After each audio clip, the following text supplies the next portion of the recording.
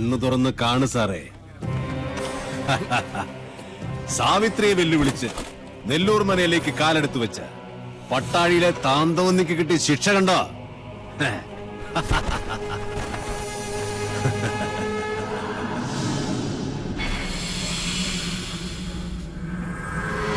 ദേവി സാവിത്രി, ചെമ്പ്രയിലെ മക്കളെ കാത്തു രക്ഷിക്കണേ. നാൾക്ക് നാൾ ശക്തിപ്പെട്ടു വരികയാണോ മണിയങ്കോട്ടെ സാവിത്രി? മണിയങ്കോട്ട ഉണ്ണികളോട് കളിച്ചാ കളിക്കുന്നവന്റെ ഗതി ഇതാ. ഒരെണ്ണപ്പാത്തിക്ക് പകരം ഒരു പട്ടട. ഇതോടെ പട്ടാഴിയുടെ നടക്കല്ല് പറയണം. എന്നാ ബോഡി പോസ്റ്റ്മോർട്ടത്തിന് എടുക്കട്ടെ? അല്ലെങ്കിലും ശവത്തെ എടുത്തോണ്ട് പോകാനേ പറ്റുള്ളൂ. സാറേ, ഞങ്ങൾ ഇത് ചുമന്ന് വണ്ടിയിലാക്കി തരാം.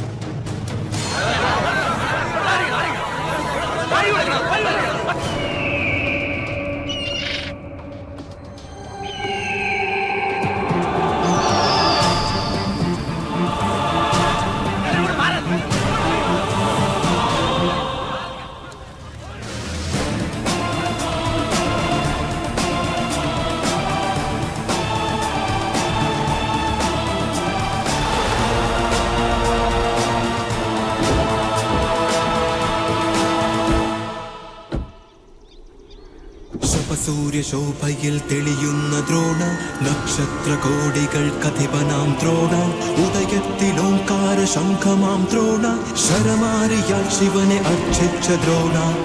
സൂര്യശോഭയിൽ തെളിയുന്ന ദ്രോണ, നക്ഷത്രകോടികൾ കഥിപനാം ദ്രോണ, മാധവൻ, പട്ടാഴി മാധവൻ. ശരമാരിയാൽ ശിവനെ അർച്ചിച്ച ദ്രോണ.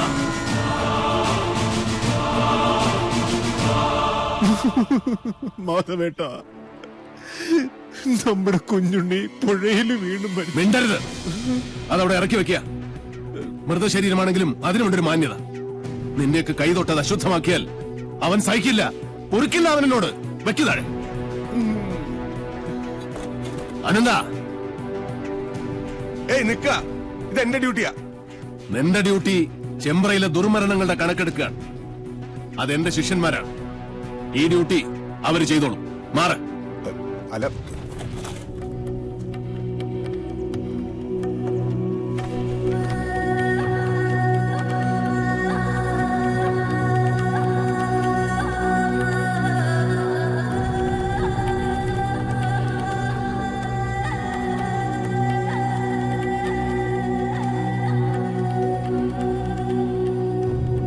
മാധവേട്ട, സത്യമായിട്ടും കുഞ്ഞുണ്ണിയെ കൊന്നത് സാവിത്രിയ. വിശ്വസിക്കുക, മറിച്ചൊന്നും ഞങ്ങളോട് തോന്നരുത്. നിർത്തണം. മാധവേട്ട, അലാരിപ്പിൽ തുടങ്ങി തില്ലാനയിലും അവസാനിപ്പിക്കാത്ത ആളെ വിട്ടിയാക്കുന്ന നിന്റെ ഈ നാട്യമുണ്ടല്ലോ, അത് മാധവന്റെ അടുത്ത് ആടണ്ട. എന്റെ കുട്ടിയുടെ ദേഹത്ത് ആരുടെയെങ്കിലും ഒരു കൈവിരൽ പാട് പതിഞ്ഞുവെന്ന് ഞാൻ കണ്ടാൽ ആ നിമിഷം ഞാൻ തിരിച്ചു വരും ഈ അസുര ഗ്രാമത്തിലേക്ക്. അത് പുറപ്പെടാശാന്തി മാധവനായിട്ടായിരിക്കില്ല, കാലഭൈരവന്റെ അനുഗ്രഹമുള്ള മാധവനായിട്ടായിരിക്കും. അന്ന് നീയൊക്കെ പശ്ചാത്തപിക്കും, ഈ ഭൂമിയിൽ ജനിച്ചതിന്റെയും ജനിപ്പിച്ചതിന്റെയും പേരിൽ.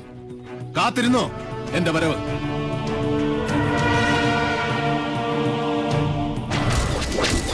വിടില്ല ഒന്നിനെയും ഞാൻ.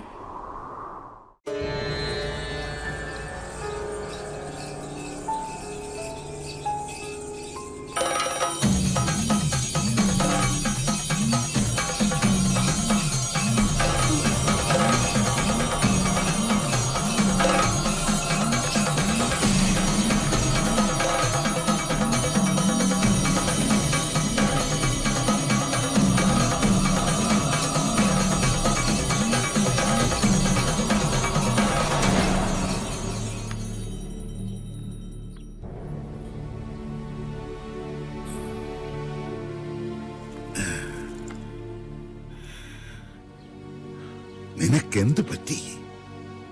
എവിടെ പോയടാ നിന്റെ ചങ്കൂറ്റം? ഇനി മണിയങ്കോട്ട് വീരൻ ആരാണെന്ന് ചോദിച്ചാല് അച്ഛൻ മാത്രമല്ല, ചെമ്പ്ര മുഴുവൻ പറയും എന്റെ ഗിരീശനാണെന്ന്. ആ നിനക്ക് രക്തം കണ്ട പനിക്ക്. ഓ അച്ഛൻ, ഞാൻ പറയുന്നൊന്ന് വിശ്വസിക്കുക. ഞാനല്ല കുഞ്ഞുണ്ണിയെ കുളത്തിലേക്ക് ചവിട്ടി വീഴ്ത്തിയത്. പിന്നെ എനിക്ക് സാധിച്ചില്ല. മണിയങ്കോട്ട് സാവിത്രിക്ക് ഇരയാകാനായിരുന്നു അവന്റെ വിധി. സാവിത്രി? അതെ, കുഞ്ഞുണ്ണി കുളം കാണാൻ പോയപ്പോ ഞാൻ അവിടെ ഒറ്റയ്ക്കായി. അപ്പോ ഞാൻ കേട്ടു മുത്തുപൊഴിയുന്ന പൊട്ടിച്ചിരി, താനേയാടുന്ന ആട്ടുകട്ടിൽ പാലപ്പൂവിന്റെ മണം, ഇടനാഴിയിൽ എവിടെയോ ചെമ്പട്ടണിഞ്ഞൊരു സ്ത്രീരൂപം.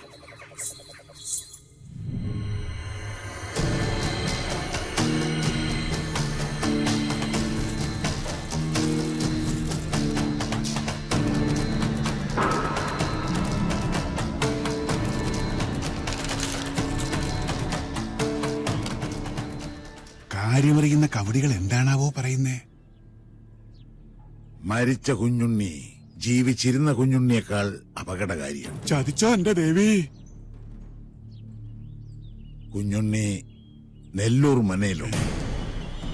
ഇത് തന്നെയാ ഞാൻ പറഞ്ഞത്. നെല്ലൂർ മന പൊളിച്ചു കളയുക. ഭൂമിക്ക് മുകളിൽ ഇനി ആ നരകം വേണ്ടെന്നേ. ഭൂമി മാത്രമായിട്ട് വാങ്ങാൻ ആളുകളുണ്ട്. ഇയാളാണോ ഭൂമി വാങ്ങാൻ വന്ന വ്യാപാരി? ആ അതെ അച്ഛാ, ഇതാ രാജീവൻ. പാതയ്ക്കരയില്ലത്തെയാ. ഇപ്പൊ ഇതാ ബിസിനസ്. നമ്മുടെ ഗൗരിക്ക് കൊള്ളാം. ഗജകേസരി യോഗമുണ്ട്. നമ്മുടെ ഗൗരിക്ക് ചേരും.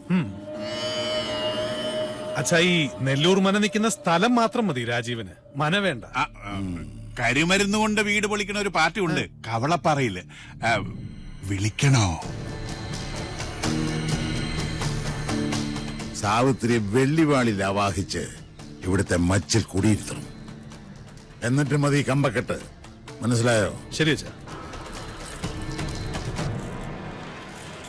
അയമോദന കാമധുഹോസ്തു അനന്ത അക്ഷീയമാണ സുരഭി സർവകാമീ സത്വോപതിഷ്ഠതു അജര നിത്യപൂത സുധാം തുഹാന അമൃതാഗ്നസ്തർപ്പയന്തു കുഞ്ഞുണ്ണി ശർമ്മണ ഉപതിഷ്ഠതു.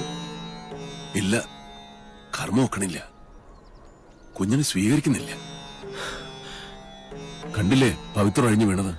പൂണൂല് വലത്തോട്ടിടാനും മറന്നിരിക്കണം. ഒക്കെ കാണുന്നത് ദുർനിമിത്തങ്ങളാണ്. ഈശ്വര കാത്തോണേ.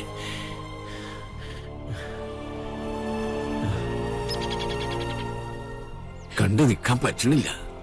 ചെയ്യുന്ന കർമ്മങ്ങളും ചൊല്ലുന്ന മന്ത്രങ്ങളും കുട്ടനെ പിഴയ്ക്കണം. ചോറൂട്ടിയ കൈകൊണ്ട് തന്നെ ഇപ്പോ ഇതൊക്കെ കാണാൻ എന്ത് പാപമാണ് ഞാൻ ചെയ്തത്? പ്രതികാരം ചെയ്യിച്ചിട്ടേ കുഞ്ഞുണ്ണി ഈ ഭൂമുഖത്തുനിന്ന് പോവും. മണിയങ്കോട്ട് സാവിത്രി ഇനി അനുഭവിക്കാൻ പോണേ. നോക്കിക്കോ.